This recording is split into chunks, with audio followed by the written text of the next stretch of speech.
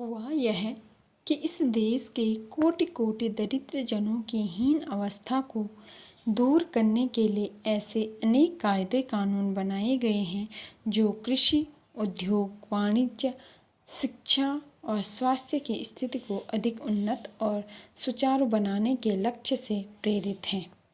परंतु जिन लोगों को इन कार्यों में लगना है, उनका मन सब समय पवित्र नहीं होता। प्रायः वे ही लक्ष्य को भूल जाते हैं और अपनी ही सुख सुविधा की ओर ज़्यादा ध्यान देने लगते हैं।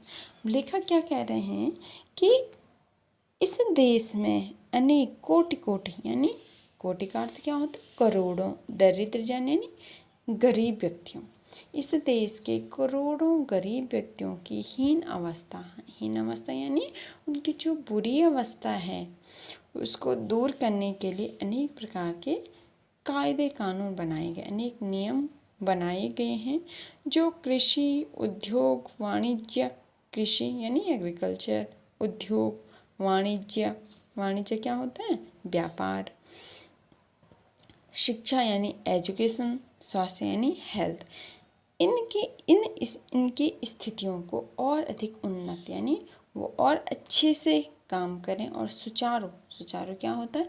जो हमेशा ही काम करे। तो इस प्रकार का बनाने के लक्ष्य से प्रेरित हैं। यानी इनकी जैसे जो लोग क्या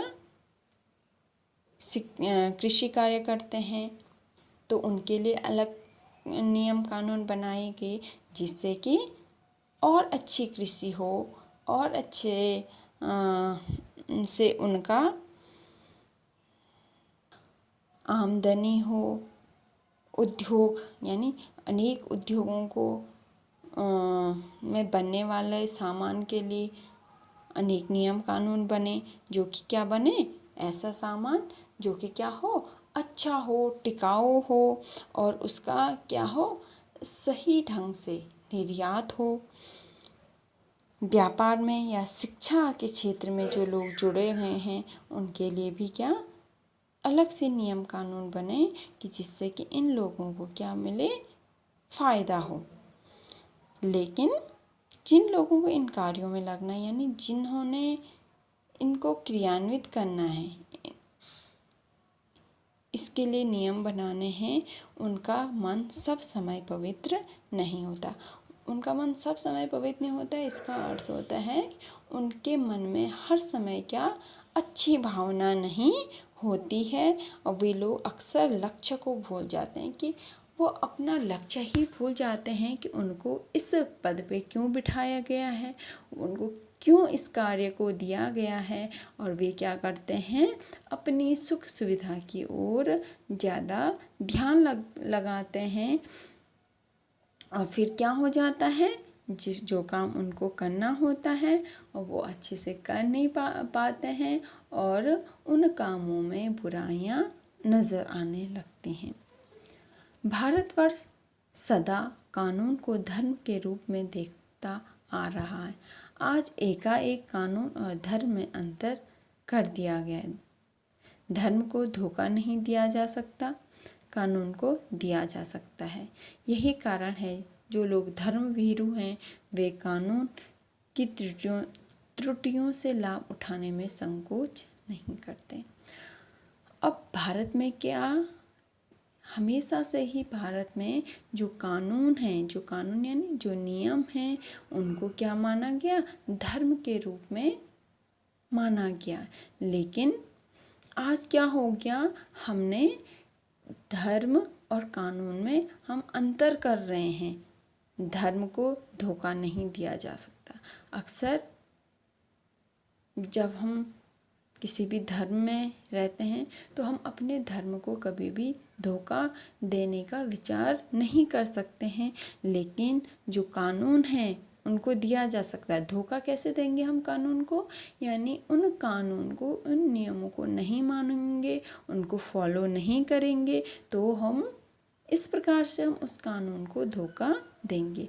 अब लेखक क्या कह रहे हैं कि यही कारण है कि जो लोग धर्मभीरू हैं, धर्मभीरू यानी धर्म से डरते हैं, वे कानून की त्रुटियों से लाभ उठाने में संकोच नहीं करते। यानी कानून नियमों में जो कमियां हैं उससे क्या करते हैं, लाभ उठाते हैं। इस बात के पर्याप्त प्रमाण खोजे जा सकते हैं कि समाज के ऊपरी वर्ग में चाहे जो भी होता रहा हो, भीतर भीतर भारतवर्ष अब भी यह अनुभव कर रहा है कि धर्म कानून से बड़ी चीज है।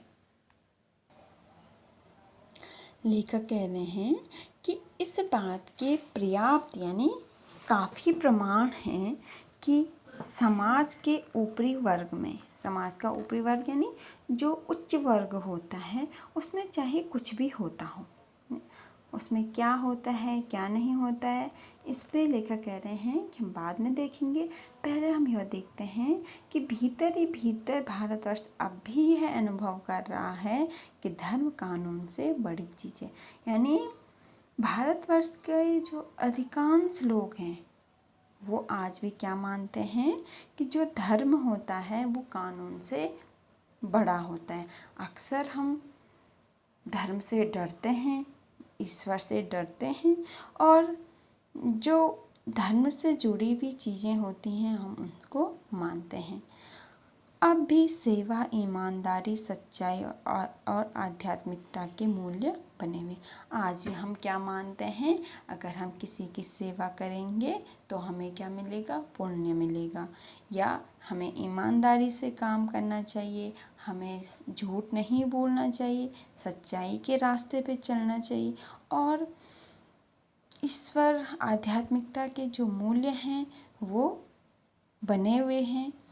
वे दब अवश्य गए हैं लेकिन नष्ट नहीं हुए हैं। देखा क्या रहे, दब गए यानी थोड़ा हम वो कम हुए हैं लेकिन बिल्कुल समाप्त नहीं हुए हैं।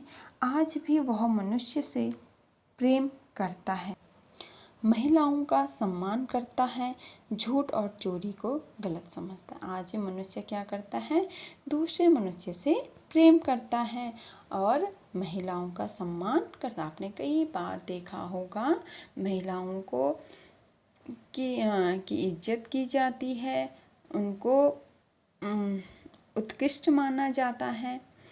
हम झूठ और चोरी को गलत मानते हैं। हम आज भी हम मानते हैं कि हमें झूठ नहीं बोलना चाहिए, चोरी नहीं करना चाहिए, और हम यह मानते हैं कि यदि हमने किसी दूसरे को कष्ट पहुंचाया तो हमें पाप लगेगा। हर आदमी अपने व्यक्तिगत जीवन में इस बात का अनुभव करता, हर कोई व्यक्ति मानता है कि हमें ये गलत काम नहीं करने चाहिए। समाचार पत्रों में जो भ्रष्टाचार के प्रति इतना आक्रोश है वह यही साबित करता है कि हम ऐसी चीज़ों को गलत समझते हैं और समाज में उन तत्वों की प्रतिष्ठा कम करना चाहते हैं जो गलत तरीके से धन या मान संग्रह करते हैं। लेखक क्या कहते हैं कि जो आए दिन हम समाचार में भ्रष्टाचार के मामले देखते हैं और उसके विरोध में लोगों का आक्रोश, गुस्सा देखते हैं, तो इसका मतलब क्या होता है कि हम आज भी समाज में उन तत्वों को गलत मानते हैं कि जो क्या गलत तरीके से धन और अपना पद प्राप्त करते हैं। दोषों का पर्दाफाश करना बुरी बात नहीं है। बुराई यह मालूम होती है कि किसी के आचरण के गलत पक्ष को उद्घाटित कर के उसमें रस लिया जाता है और दोषोद्घाटन को एकमात्र कर्तव्य मान लिया जाता है। अब आगे लेखक क्या कह रहे हैं कि हम किसी के दोषों को समाज के सामने जब लाते हैं वह कोई गलत बात नहीं, वो ठीक है। हम दोषों को पर्दाफाश यानी उसको समाज के सामने लाना। लेकिन गलत क्या होता है कि यदि हम किसी व्यक्ति के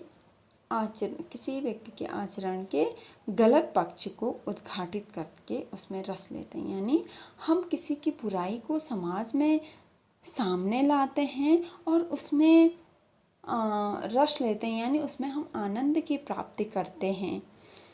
और किसी की बुराई में आनंद की प्राप्ति करना क्या है, गलत बात है।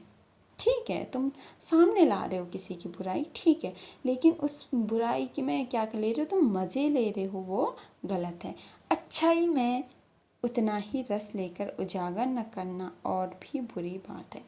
अब हम उससे भी गलत बात क्या होती है कि हर किसी व्यक्ति में अच्छाई भी होती है। यदि हम उसकी अच्छाई को सामने लाते हैं और उस अच्छाई में हमें आनंद की प्राप्ति होती है, वो सही बात है। लेकिन हम क्या करते हैं, उस किसी व्यक्ति की अच्छाई में हमें क्या नहीं आता, मज़ा नहीं आता है, तो यह बहुत बुरी बात है। सैकड़ों घटनाएं ऐसी घटती हैं जिन्हें उजागर करने से लोक चित्त में अच्छाई के प्रति अच्छी भावना जगती है। अनेक ऐसी घटनाएं होती हैं जिनको यदि हम सामने लाते हैं तो संसार के व्यक्तियों में क्या होती है, अच्छाई की भावना जगती। यदि हम किसी के अच्छाइयों को सामने लाते हैं और व्यक्ति भी उससे क्या होते हैं, प्रेरित होते हैं, यह बहुत अच्छी बात है। लेकिन हम अक्सर क्या करते हैं, व्यक्तियों के जो दोष हैं उन्हीं को दिखाते हैं और उनके जो गुण हैं उनको छुपा लेते हैं। एक बार रेलवे स्टेशन पर टिकट लेते हुए गलती से मैंने 10 के बजाय 100 रुपये का नोट दिया और मैं जल्दी जल्दी गाड़ी में आकर बैठ गया। थोड़ी देर में टिकट बाबू उन दिनों के सेकंड क्लास के डिब्बे में हर आदमी का चेहरा पहचानता हुआ उपस्थित हुआ। उसने मुझे पहचान लिया और बड़ी विनम्रता के साथ मेरे हाथ में 90 रुपये रख दिए और बोला, यह बहुत गलती हो गई थी, आपने भी नहीं देखा, मैंने भी नहीं देखा। उसके चेहरे पे विचित्र संतोष की गरिमा थी। मैं चकित रह गया। अब लेखक अपने जीवन की एक बात बताते हैं कि जब एक बार वो रेलवे स्टेशन पे क्या टिकट लिया और वह टिकट कितने का था, 10 रुपये का था, और लेखक ने नहीं देखा और जल्दबाजी में क्या किया, 10 के नोट के बदले उन्होंने क्या किया, 90 रुपये टिकट बाबू को पकड़ा दिए और जल्दी जल्दी में अपनी गाड़ी में बैठ गए। और जो टिकट बाबू ने भी उस समय नहीं देखा, जब बाद में देखा तब उन्होंने देखा होगा कि अरे इस व्यक्ति ने क्या किया, 10 के बजाय 100 रुपये दे दिए, यानी इस आदमी का तो 90 रुपये का नुकसान हो गया। तो टिकट बाबू उस रेलगाड़ी के डिब्बे में पहुँचे जिसका कि लेखक ने टिकट लिया था, और टिकट किसका लिया था, सेकंड क्लास का लिया था। और वहाँ पे आए और सभी का चेहरा पहचानने लगे कि कौन था वो व्यक्ति जिसने कि मुझे क्या दिए, 10 के बदले 100 रुपये दिए। और जब उन्होंने लेखक को पहचान लिया तो उन्होंने बड़े विनम्रता से क्या कहा, अरे आपने क्या, उन्होंने टिकट बाबू ने लेखक के हाथ में 90 रुपये वापस दे दी कि जो 10 रुपये का तो टिकट था, बाकी बचे 90 रुपये उन्होंने लेखक को दी और कहा, अरे भैया तो बहुत बड़ी गलती हो गई थी, आपने भी नहीं देखा और मैंने भी नहीं देखा, हम दोनों ने ही नहीं देखा कि हम आपने क्या दिए, ज़्यादा रुपये दिए। और जब उन्होंने वो रुपये लौटाए तो उनके चेहरे पे एक विचित्र संतोष की अनुभूति थी और जिसे देखकर मैं चकित रह गया। लेखक कह रहे हैं यानी वह व्यक्ति कितना ईमानदार था कि लेखक के न देखने पर भी उन्होंने लेखक के रुपये लौटा दिए। कैसे कहूँ कि दुनिया में सच्चाई और ईमानदारी लुप्त हो गई है। वैसी अनेक अवांछित घटनाएं भी हुई हैं, परंतु यह एक घटना ठगी और वंचना की अनेक घटनाओं से अधिक शक्तिशाली है। लेखक कह रहे हैं कि इस बात को देखकर मैं कैसे कहूँ कि दुनिया में क्या नहीं, अब कोई सच्चाई नहीं है, कोई ईमानदारी नहीं है। मैं कैसे कहूँ कि ये सच्चाई और ईमानदारी दुनिया से ख़त्म हो गई है। और वो कह रहे हैं वैसे तो अनेक सारी अवांछित घटनाएं, अवांछित किसे कहते हैं, जो कि हम नहीं चाहते हैं। तो ऐसी घटनाएं जो हम नहीं चाहते हैं उसे कहते हैं अवांछित। तो अनेक ऐसी अवांछित घटनाएं भी घटी हुई वो, परंतु यह एक घटना ठगी और वंचना की अनेक घटनाओं से अधिक शक्तिशाली। वो लेखक क्या कह रहे हैं, जो ये घटना है, कौन सी घटना, जो ईमानदारी की अभी उन्होंने बताई, वह एक घटना ठगी और वंचना यानी धोखे की अनेक घटनाओं से अधिक शक्तिशाली है।